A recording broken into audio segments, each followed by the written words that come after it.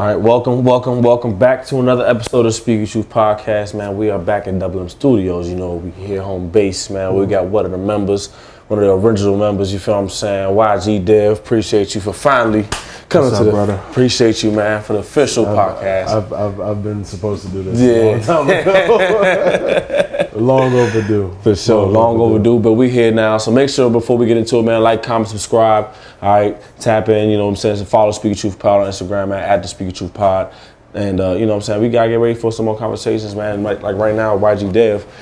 Who is YG Dev? A lot of y'all, man, y'all might see him in the background, a lot of Nast photos, videos, you know, posts a lot of, you know what I'm saying, Nast content before Nast posted himself maybe. But, you know, this is someone who works hard. Point blank period, you feel what I'm saying? Mm-hmm. You know what I'm saying? Like for someone who I'm trying to and even for the people, excuse me, I should say, that I'm trying to continue to have on Speak Your Truth, man, you're a great person that I feel like, you know, to help get this back going again because, you know, you see a lot, you've been tapped into the industry for quite a while. Like if you didn't know Dev, I know back in the day you was doing a magazine, you had a clothing brand, all this stuff. So you seen a whole different, all types of stuff in this, you know, entrepreneurship type of lifestyle. So, you know, just before, you know, what made you even want to think about that? I know you used to play basketball back in the day. So, like, what made you really want to get into that space of, like, being an entrepreneur for real? I think entrepreneurship was always kind of, like, in my core. Like, I always felt like I was somebody that I was a big thinker growing up. And I never really wanted to work for nobody. And if I was, like, it was going to be something at the end of the day that I can say, like, I'm proud doing. Mm-hmm. And, you know, growing up, it was kind of like, you know, creatively, you're doing a bunch of things. I was a drawer. I was a, you know, again, fashion guy. Mm-hmm. I was a, you know, heavy in music, of course. Like, music was kind of like the bread and butter for me.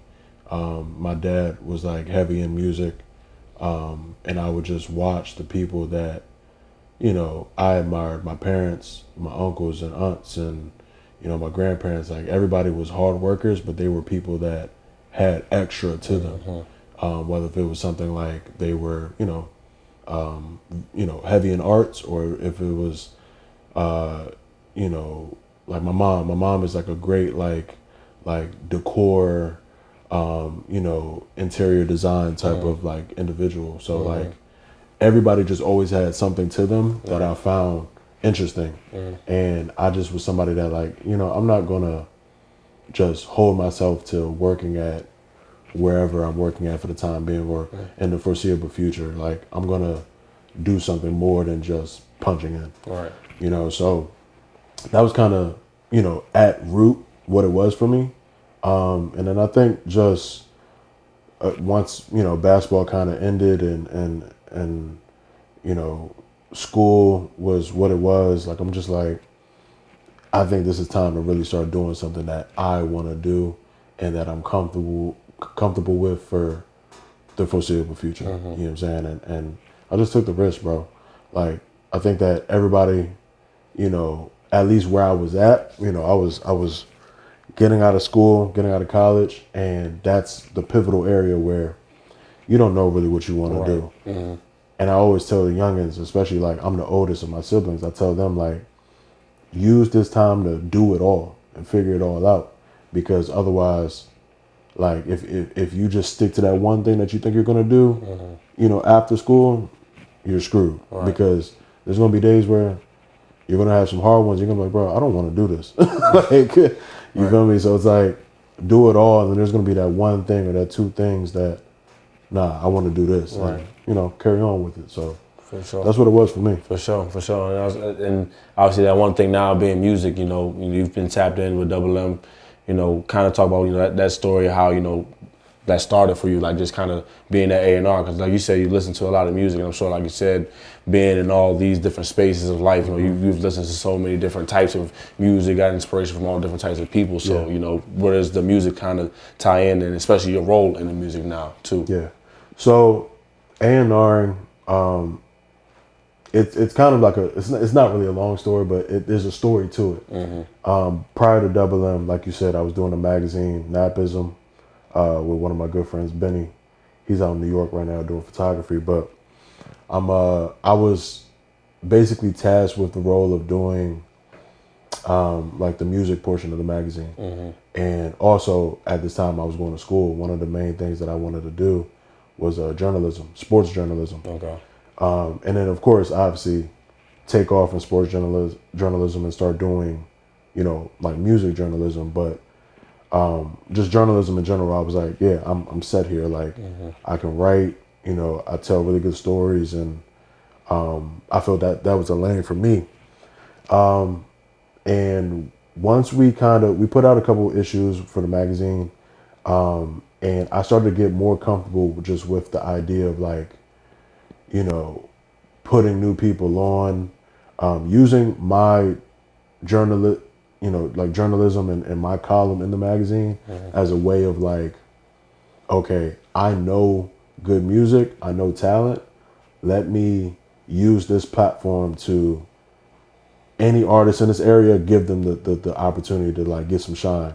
Because that's kind of what our whole magazine was. It was like artists from all different facets. Let's give them the opportunity to get some light on them in the DMV area, because you got to go to New York, you got to go to Atlanta, you got to go to Chicago, you got to go to LA. Like, let's do that here. Right. There's no real outlet for that here. Right. So first couple issues, I was, you know, Primo Rice, Junie, Lobby, Zelly, you know, God bless, you know, and then some of the other artists that were like already, you know, bubbling, had a platform. It was kind of like, okay, no, you guys need to be listening to these artists. Right. Like, these are the artists you should be listening to, and not what the industry is like trying to force you to like or listen to. So it started there, and once we got to our last issue, it was like, you know, Benny was kind of just like, bro, you're like really a full A&R. Like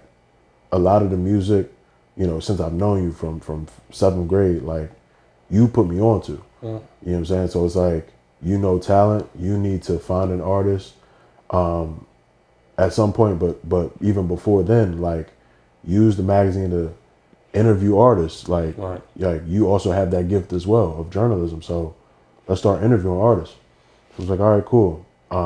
And, you know, I did 2 interviews. I did the Junie interview. I did Nast. And Nast I always knew, just, you know, just being from around the area, and we have a bunch of mutuals. And I always felt like, you know, you ever like meet somebody for the first time and you're kind of just like I've known you this whole time. I felt like prior to us being in this room, we were going to be good friends. Right. It was that. Like, I always felt like, you know, Nast B's were going to be people that in the moment that we meet, like, we're going to mutually, like, it's going to make sense. Right. You know, that's why we needed to be friends and business partners. So we did the interview, and, you know, it was so well, the energy was so good that later on, you know, Kel, shout out to Kel, hit me up, and he was just like, bro, I want you to come and let's, like, you know, talk some business. You know, Napism as a whole, me and Benny. And we came back to the old stew, and the real initial goal was kind of just like branding and PR, cleaning up Nast brand in a way, which I could easily do. But I had my sights on obviously taking it further and really developing him as an artist, but also others that come through the studio. And that was like my real pivot from, okay, you're great in journalism, but making that pivot to real, like, okay, I know what to do with these artists that come in. How can we mold them, develop them, and, you know, make them flourish? So that's kind of what it was. That's the whole, you know, start of me at Double M. That was like the first year we opened, like towards the end.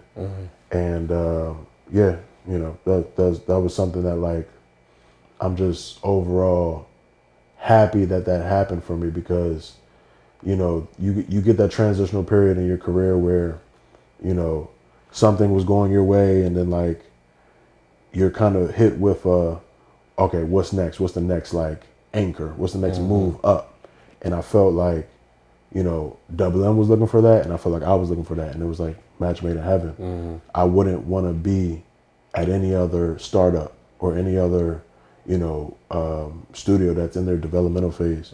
This was like the perfect fit. So For sure.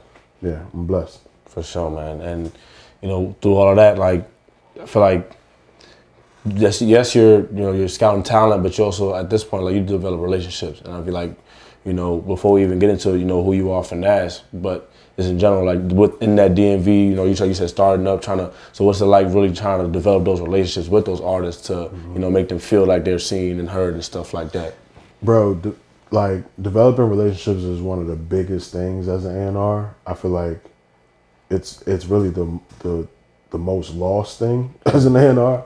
Like, A&Rs today are kind of just like people behind the artist where they're not really making any real moves as far as like, okay, I got this artist on this song because the song was fitting for this artist to get on it, or they're not making any real moments. It's like, oh, okay, I got this one artist and I'm just hitting a couple buttons, pushing them this way, and it's all really for the sake of like a vanity play or like a money play, or it's very short-sighted. There's nothing really like substantial out of it. Right.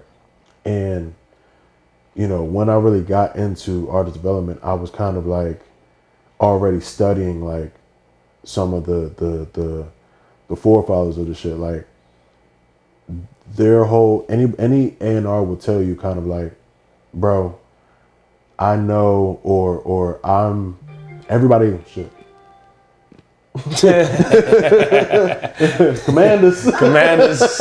Quick segue, you know what I'm saying? Shout out JD5 and Right. Debo. Right. Shout out Debo, first home game. We're on the way. Okay, he's got me some points on fantasy. Y'all fuck with Yeah, stuff. exactly. But any A&R would tell you like, building relationships is the main thing. I know this crop of artists. I know this crop of producers, this crop of platforms, cameramen.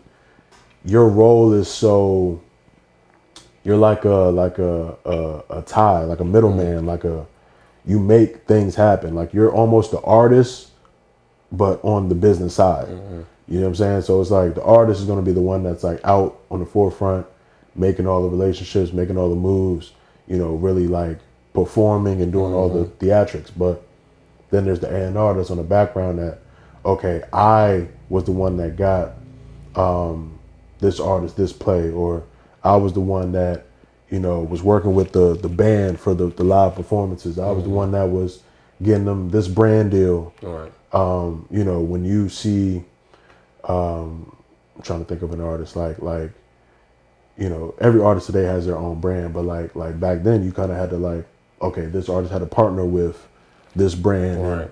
and, Jadakiss and Reebok and AI, and how Right. AI then was able to cross over to hip hop, and Jadakiss was able to cross over to basketball. Like, those types of things is like an A&R is behind that. Right. Whereas like today, you see that's non-existent.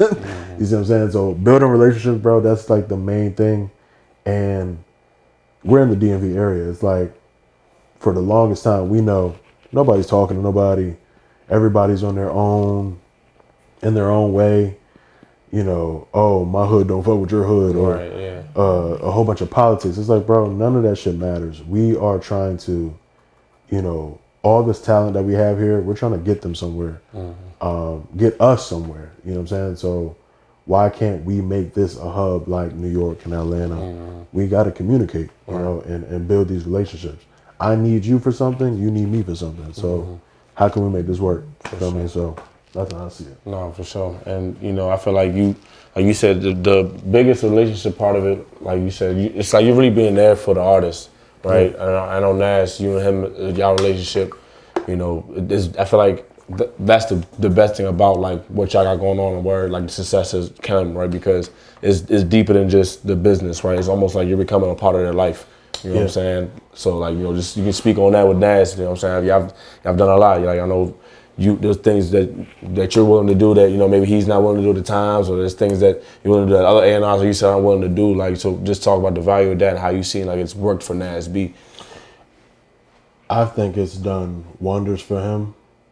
I think that it was kind of at a time for him. I'll speak for him a little bit, like where a real like upshift as far as just his artistry. I feel like that's like when I came in that 2020, 2021, early 2021 time, that was like, again, just a pivotal role for him. Like, you got the Savage cosign, you got the, Moko is now getting behind you.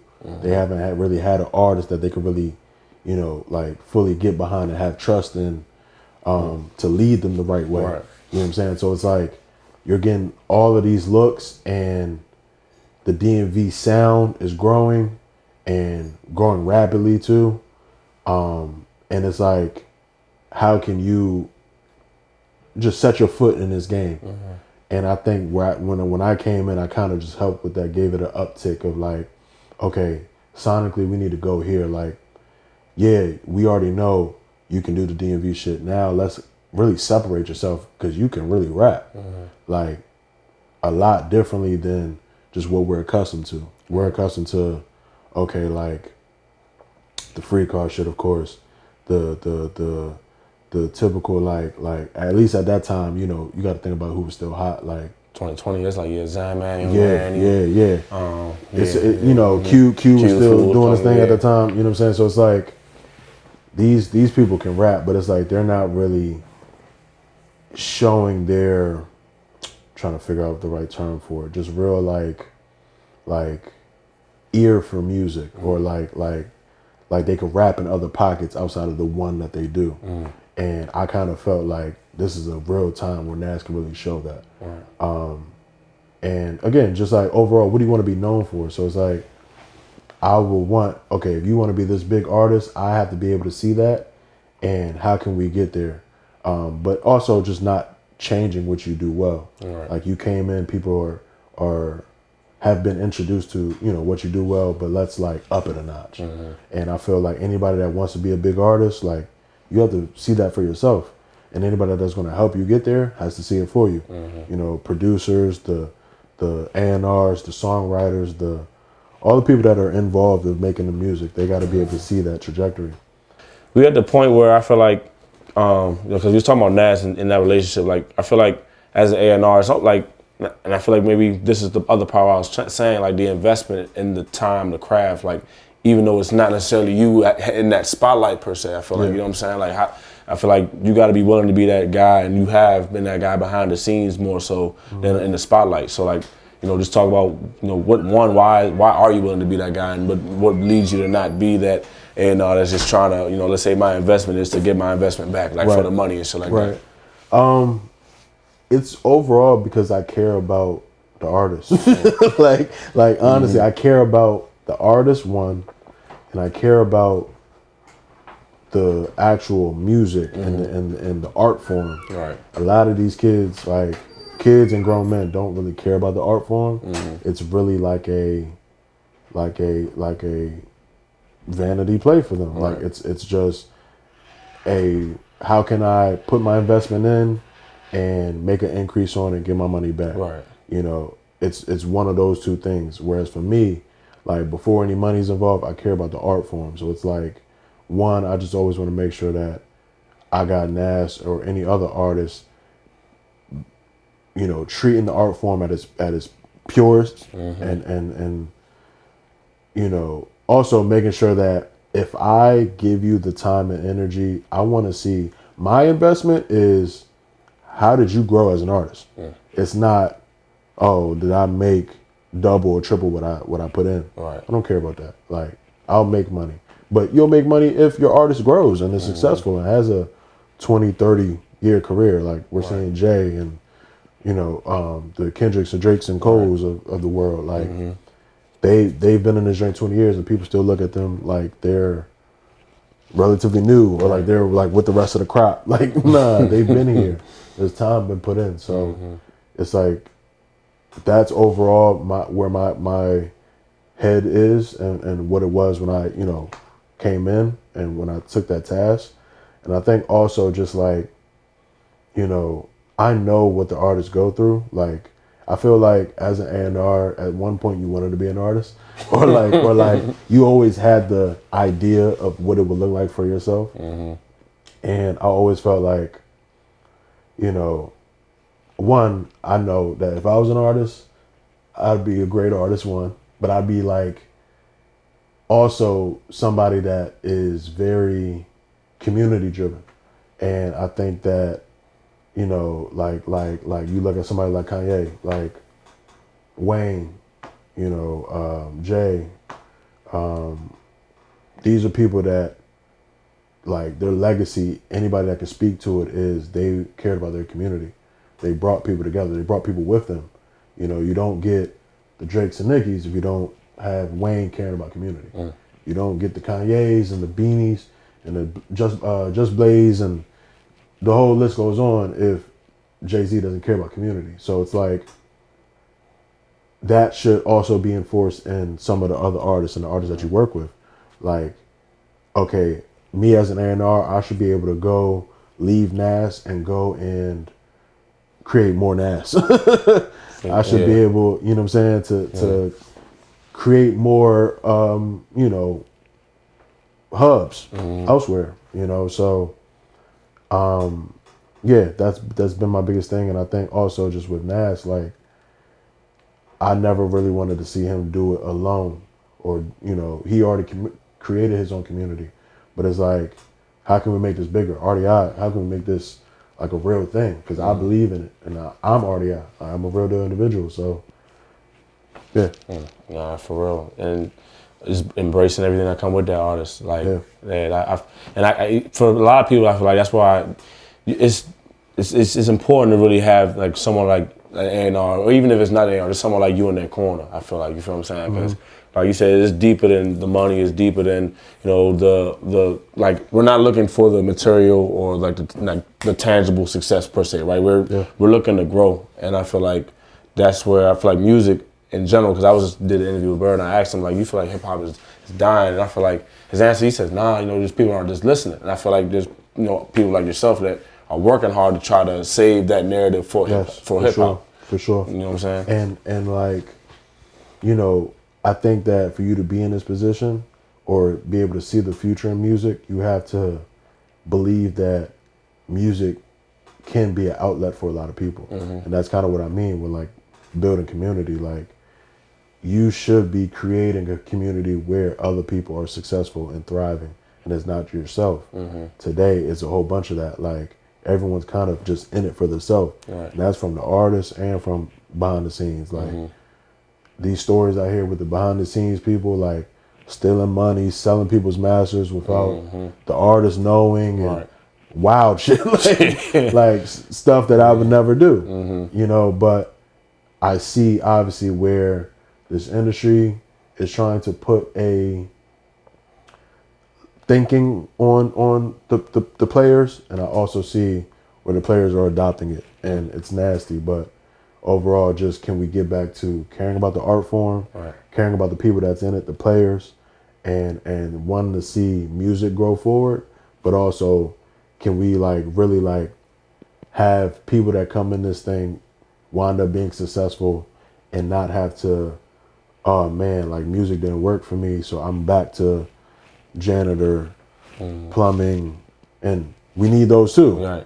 But there's also could be an outlet for music people as well, you know, so we should still be pushing that too. For sure. You know. For sure. And then I feel like just to bring it down to another level, right, in terms of, you know, music, right, like you spend a lot of time, you mentioned artist development earlier, right, like actually spending time, so that could include, like, say, songwriting, or like, or what goes into, like, let's say, let's imagine your ideal session with an artist, right, what goes into that to help them produce like the best product in their music?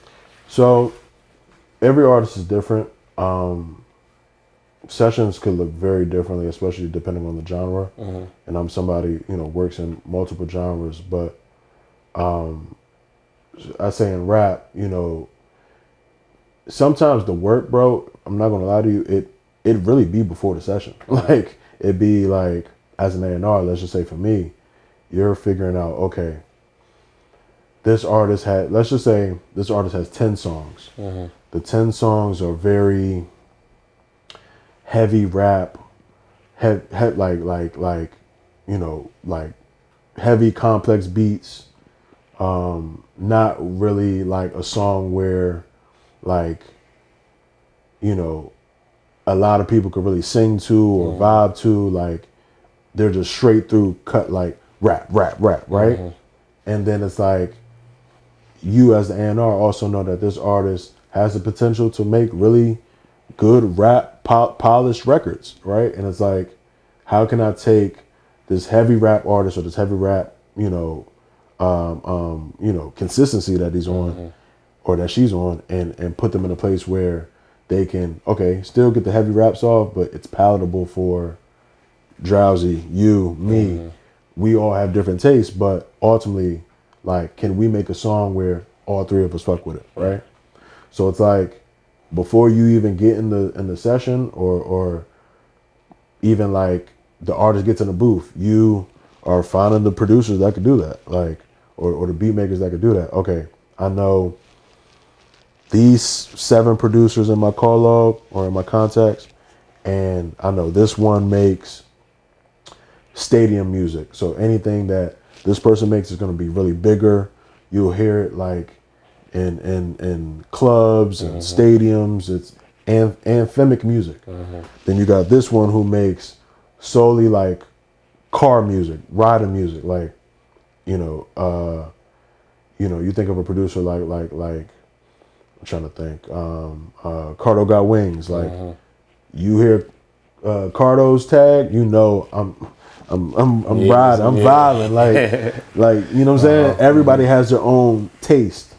So it really starts there. Like, okay, who am I gonna get the beat, or maybe can I get them in the same room? All right. Then, you know, granted, in rap is a little bit different with the whole songwriting, but also we need to welcome that more because songs are getting stale. Songs aren't lasting because there is no real thought to the songwriting anymore. You know, there should be somebody who is, okay, if you make great hooks, solely worry about the hook. If you make great raps, worry about the raps. You know what I'm saying? So we need to introduce that a little bit more and welcome it. But, you know, if it's a songwriting session, or you want to introduce that to this song or to this era that your artist is in, then get the songwriters, or maybe involve yourself if you are a good songwriter. You know, sometimes I've had to do that a lot of times where, okay, I'm not necessarily writing for anybody, but maybe I'll come up with the cadence, or maybe I'll come up with the idea of the song. Maybe I'm coming up with, like, you know, concept, just something where it could give the artist a kickstart. You know what I'm saying? And, you know, Nast kind of trusts me with that. Like, I may have a beat, I'm like, yo, this is where I see certain songs going, or I'm trying to think of like a one song right now, like Rich Dad Poor Dad. I remember Rich Dad Poor Dad, like, you know, off the If You're There, Thank You. That song, I was looking at Nast's life, I'm just like, bro, we got all these songs, you haven't really talked about like welcoming fatherhood right now. Like, you know, you got your daughter's almost going on a year. Like, let's do something to where we could talk to the future her, where you're at currently, where you're gonna be at, you know, years from now, where your daughter's older. Other fathers that have been through it or are currently going through it. Like, think about all those things just as a whole, because fatherhood is, we're all gonna at one point see it, hopefully. You know, so it's like, I'm like, let's do something like that where you really kind of just give your story of how you were as a kid and where you are now raising your kid. Right. How can we make that into a valuable lesson for somebody? Right. You know, so I heard the beat and there was like a level of like pain, but also like some hope in it. You know what I'm saying? So I'm like, bro, Rich Dad Poor Dad, we were all like reading the book at that time too. So I'm just like, I think this is like good story that I know Nast will be able to knock out the park. Right. And I gave him the concept. He wrote it in a day, and that was like one of the last songs we made for the project. So, and one of the best. Right. You know what I'm saying? So it's like stuff like that that, you know, we could be doing way before the session even starts. A session comes in, like I said, everybody's different, but overall, like, bounce ideas from each other. You know, you're usually in there with an engineer, a beat maker, artist, maybe another artist, and then an A&R. You know, for the A&Rs that do, you know, you should be sending in your sessions because you're like the checks and balances of it all. So no bad music goes past you. You feel me? Check it, like at the door. You know, so for me, I want to be in the sessions and want to be able to have my hands in it somehow, some way. I think every song, not every song, but almost 85 to 90% of the music that has come out since I've gotten on the team, I've been in the session. So, you know, that's something that I'm big on, bro. Just being in the session, bouncing ideas off. I approach every song that we do, like before Nast even comes up with a line, a concept, I'm approaching the song like I'm him. You know, I'm thinking about rhymes or ideas or how he's going to approach a beat or anything, like even to the point of how we're going to perform it, how we're going to shoot the video. I'm thinking bigger than just the sole song in that moment. Like, okay, I'm thinking about you when the day this joint comes out, how's Ant going to feel? How is Kel going to feel? How is B's going to feel? How is, you know, Omi going to feel when she hears it in the future? Like, that's what I'm thinking about in the moment we're recording. So, yeah. For sure. And I feel like you've done a great job of like separating. I feel like nowadays where a lot of people just making music. And I definitely remember it was here when we had this conversation, making music, just making music versus making records though. I feel like that's the biggest difference that I feel like has been happening. And I can tell, you know, sonically listening to Nast, for example, where it's like, you know, some of his prior music, like, okay, like, you know, some of the things is cadence, right? But now it's a lot more range in this topic. Yes. You know what I'm saying? Like, real range, bro. Yeah. You can't, if you're an independent artist, bro, you got to jump off the shelf. Like, you're in this joint, especially in 2025 going on 2026, you're in this with 300 billion different artists. People are making music tomorrow. You know, somebody's gonna walk out of their room and be like, bro, I want to be an artist and make a song tomorrow. And they'll be an artist, essentially. So it's like, you as an independent artist, one, no one really cares about you. Like, let's just keep it a buck. Yeah. How can I jump off the shelf and get my 10 fans, 50 fans, 100 fans, 150? Like, it's going to be a gradual process, but also what comes with that is you really putting in the work, like getting with the right people that can make music a real thing, like make records that going to last, and people will come, you know, when they see you really putting in that work. So. For sure. Yeah. For sure. And like you said, they definitely will. Like, for speaking on the RDI nights, I mean, I just want to just get your mind like over like what, how that really feels to see, like, you know, because of all this time you spend prior to just making the song, for example, like you just said, to, you know, fast forward now where you get to see Nast and performing those songs in front of sold out crowds. You feel what I'm saying? Like, what is that experience? My best, like I love those feelings. Like, I think that, you know, music is a way of like making people feel something and bringing people together.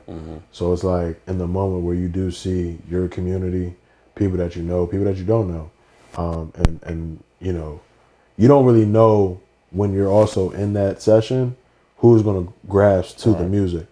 And so, you know, Nast sends me screenshots all the time of just like random people. He'll call me, he'll be like, yo, I'm at Target and this person just, yo, Rich Dad Poor Dad, Old Hood Baby, like these songs did something for me in this time. Like, that for me feels great. And RDI Nights is a sector of that where, again, you're just seeing a bunch of different people, a lot of people I don't know, just overall like screaming the lyrics that me and Nast and Jamie or Pip was like fake having a hard time trying to come up with. Like, you know, those be great moments, but it's like, it's overall like, you know, you're guessing at something and your guess got right. You know, that, so, you know, anybody that has been in that feeling, we all have, knowing that feeling, that's what it is in music. Like, oh shit, my guess was right. Like, it was correct. Like,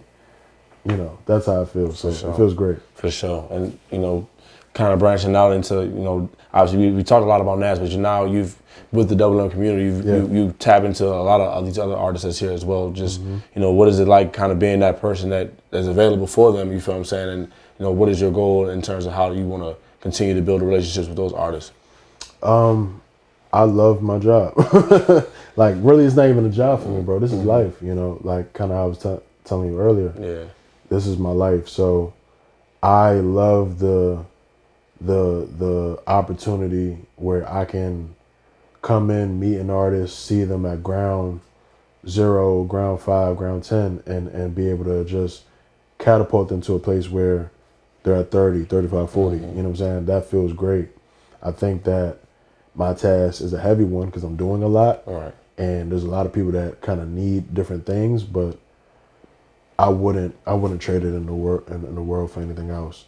And I think that with it, I'm also building real trust and real, you know, like relationships, you know, with these people, because it's like I'm somebody who naturally, I'm like a, you know, depend on me for something. Like, I handle it. I'll help, you know, I'll help anybody. For sure. You know, bro, I tell you all the time, like, any podcast ideas, I'm giving it to you. For like, sure. Yeah, hell yeah. You know what I'm saying? So it's like, that's just me naturally. So when artists give me that task and it's something that I'm indebted in, I'm always there to help. You know, so yeah, I think that my role here and what I look forward to is just being able to look at it 15, 20 years from now and being like, yo, this artist, this producer, engineer, beat maker, like, I have my hands in everything. And everybody made their money, made their success, made their footing in this game. And I could all say I just had a role in it. And yeah, do that elsewhere too. You know, I want to do that for other artists, other regions, and other studios, and, you know, also in other facets of art, fashion. Like, that's where I want to go to next. You know, even though, like, I'm kind of like not fucking with where it's at right now. You know, I still think, like, the same way I'm doing it in music, I could do it there too, and just overall everywhere. I want to be a real, just pivotal person in this game. So, absolutely, man, absolutely. And before we go, man, I feel like I just want you to tell, you know, anybody's about, you know, I got a lot of youngins that tap into this stuff as well, but, you know, the overall, I feel like it's like you're gonna get your shine, and I feel like you've accepted that. Whenever that time's gonna be, you'll accept it and receive it. But you know, you've definitely been cool with being, like, let's say for example, Scottie Pippen. You know what I'm saying? You've been cool with being the Pau Gasol. You've been cool with being, like, the guy behind the scenes a little bit, bro. Because they're shining that. They're shining. Okay, my role again isn't the ringleader, focal point. If I'm over here, if I'm behind the scenes, and you're flourishing in your role, you are a star there too. Like, you know, like Bosh, Chris Bosh, like on that big three, was a real anchor. Like, Chris Bosh was still a top 3 power forward amongst 2 of the greatest. You know what I'm saying? So it's like, bro, you're not taking anything from Chris Bosh. You're not taking anything from James Worthy when there's fucking Kareem and there's Magic right there, right? Like, you know what I'm saying? They are Hall of Famers too. So take that. For sure. I'm gonna say, yeah, that's the basketball reference for y'all motherfuckers, man. For sure. You know what I'm saying? But sure. You know, yeah, man, that's tough, man. And shoot, real quick, man, you know, talk about what you feel like were 3 things that you feel like goes into a well-crafted song right now. Good songwriting, good production, the artist understanding the role and the character that he plays in the song. That's the most important thing, because truthfully, you should be listening to the artist and what they're saying and how they're doing it before you're listening to any crazy beat or production. I don't care about the production, in all honesty. The production is a bed, like, for the artist to really flourish. So it's like, what is the artist doing? If the artist, like, you could barely be saying anything, but if it's meant for that song, it's a great song. You know, so that's how I see it. Yeah. For sure. And then what outside of Nast B, what other artists should people be tapping into right now? You know, you've been around a lot of music. Who should anybody be listening to? All my Double M babies. Bird, Top Girl, Diesel, all my Double M babies, man. Everybody is making great music. They're doing their thing. They're gonna be, you know, a force to be reckoned with in this area. Just overall, really, I'd say anybody from the DMV. Right now, we got a big highlight on us that, you know, it's at a point where like literally 1, 2, 3 songs and like an artist could really be out of here. Like, and we never really had that. I think we're at a point and we're getting to a point where it's going to be a real movement here. Like if you are somebody like a Nas, like a Savage, and the whole 37, and a Nino Pade, and a Zelly, like when Zelly was here, had all of Rockville like getting behind him, and making other artists want to go to the nearest studio and really like shit. Even Laurel out there, he had Laurel on lock too. Rest in peace, Zelly, man. You know what I'm saying? Rockville and Laurel had the whole 198 off. The whole thing, the whole thing. You know what I mean? So it's like, if you're a pillar, like those artists in this area, like the light is on you. Like just continue to walk your path and then give the torch to the next person. For sure. And that's why I feel like, you know, if you're, you know, just a listener, a music lover, like take the opportunity to really like tap into what everyone has going on here, and give it some time to really flourish, because again, there is, bro, if you're a music lover, if you're a music fan, really take the opportunity to like just listen to everything that's going on here. We got real artists that are, you know, granted, they're young and they're rooted in what they're doing now, but there's people like me and people like Bees and people like I'm trying to think of just some behind the scenes folks, but just there's numerous people that really care about the music, care about the art form, and they're pushing these artists to see it further than just what they're doing. And the artists are doing that themselves. And yeah, bro, it's gonna be a real good thing to see when, like 5 years from now, we got 5 different festivals and there's 50 different artists that are from the DMV performing themselves, and it's not like, oh, we had to go get this artist from this area or this artist from this area. Like, we can, and that'll be cool, but nah, it's rooted here. You know what I'm saying? Everybody that's on that card is a DMV artist. From Baltimore, Baltimore's doing their thing. Moco's doing their thing. DC's doing their thing. VA's doing their thing. Like, everybody can be on that card and flourish, you know, so pay attention to what's going on here.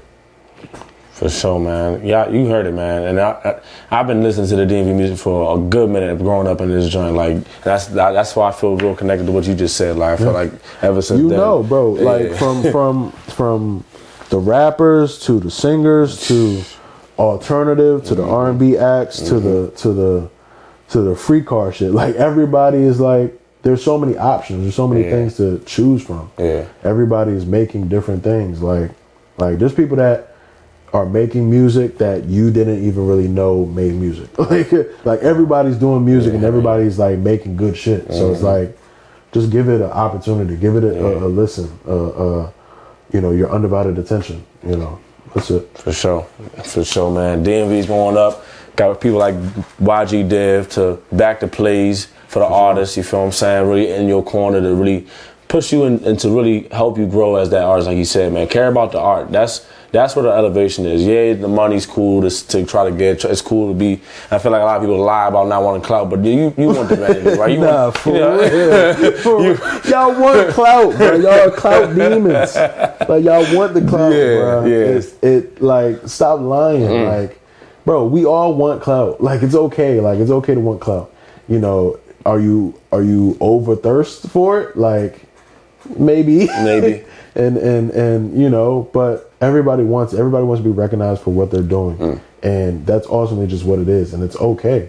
You know, if you are somebody that, again, like, first of all, you just shouldn't really be caring about like all these eyes and all the undivided attention on you. Like, bro, if you are producing something and putting something to a common goal with other people and you're getting a little bit of attention or a lot, it's okay. Like, we're all going to get the attention if you just continue to just flourish in what you're doing. That's it. For you know sure. what I'm saying? So stop being a clout demon. Yeah, stop being a clout demon. Nah, for real, boy. See, y'all motherfuckers do a lot of questionable things for that clout, Honestly, man. bro, It's sad. It's nasty. It's sad, boy. Especially with the rise of this social media shit. But we can go on for hours about that conversation, man. We ain't gonna talk your heads off that much. But YG Dev, man, let the people know how they can keep up with you before we get up out of here, man. It's YG Dev on all platforms. It's an underscore somewhere. I think it's at the beginning, but it's YG Dev. As soon as you type it in, you'll find me. And yeah, interact with me, bro. If you're an artist that, you know, you really need that help, that guidance. I get, you know, messages and random followers all the time. And nobody really like the messages they'll say just, you know, oh, I fuck with what you're doing, or, you know, oh, I seen you do this or whatever, but nobody's really like asking or want to, I guess, put their ego, their guard down and really just like, yo, I fuck with what you're doing. I need help with this. Yeah. And bro, that's what I'm here for. Like, this is a service industry at the end of the day. So I am service to you. You're service to the people. I'm service to the people. Like, let's just all help each other and get to where we want to get to, you know? So For sure. Reach out. Yes, sir, man. Reach out to him, dog. Because some of y'all need to work on y'all lyrics. Y'all need to work on y'all. And y'all need to, like, it's time to elevate, man. We heard the same ABC raps 10 years ago. Bro, trust. I'm also, trust me, I'm also somebody that is going to be honest with you. Like, I'm not sugarcoating anything. And I'm not just going to allow you to go in there and cheat yourself and cheat this art form. Like, we are trying to get better at the end of the day. So I'm going to push you to really think outside the box, really go further in your creation and in your creativity. You know, you're going to be pushed. And if you're not, you know, there yet, or if you are scared of that, then don't come near me. But for the people that are, like, again, reach out, bro. I'm here. For sure, man. Get your ass in the booth, man. Stop playing. Stop playing. I could look, man, because I've been here for a while, so my damn self almost feel like an A&R sometimes. I'm like, man, nah, we gotta get a little buddy. What am I listening to in this other room? Like, this other room is crazy. Yeah, nah, we gotta switch that up, man. It's time to switch it up. But appreciate everybody that's tapped in, tuned into this whole episode, man. YG Dev came and dropped some game, some real law, like my man Jamie like to say. Shout out to Parkway, shout out to everybody from the team, shout out to Drowsy behind the camera today, man. The M. You know what I'm saying? The Double M family, man. One of the OG members, man, really showed us how to walk us down through, you know, what it is to really make some good music, what it is to be an artist, what it really means to really care about the art form. You feel what I'm saying? So, yeah, it's a lot to soak in with this one, man. Make sure you like, comment, and subscribe one more time, man. Go follow at the Speak Your Truth Pod on Instagram. You can follow myself too. I'm not 85 with the underscore in the back, but 5 is complicated. You see it when you see it. But love y'all, appreciate y'all, man. We gone.